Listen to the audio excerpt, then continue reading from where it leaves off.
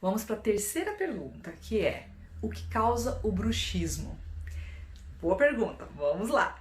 O bruxismo, na verdade, ele é uma doença que é dividida em duas também. Existe o bruxismo noturno e existe o bruxismo diurno.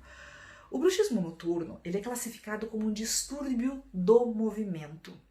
Então, quem tem essa alteração é uma alteração do sistema nervoso central. Quem tem essa alteração, tem essa alteração.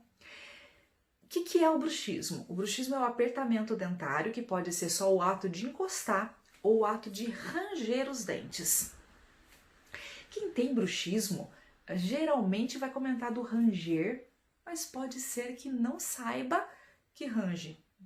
Ninguém ouve em casa, nunca ninguém falou nada, mas a pessoa acorda com dor de cabeça.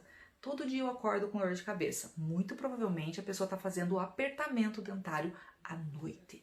Então, o bruxismo noturno, ele tem uma característica ligada à causa dele, é uma causa do sistema nervoso central, de um distúrbio chamado distúrbio do movimento.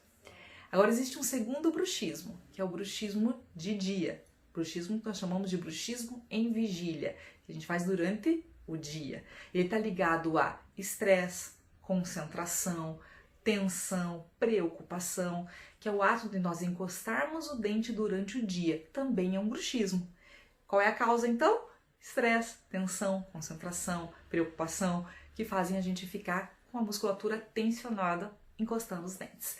Esse é o segundo tipo de bruxismo, ok? Bruxismo noturno e bruxismo diurno. São duas situações diferentes com causas diferentes, mas com o mesmo nome.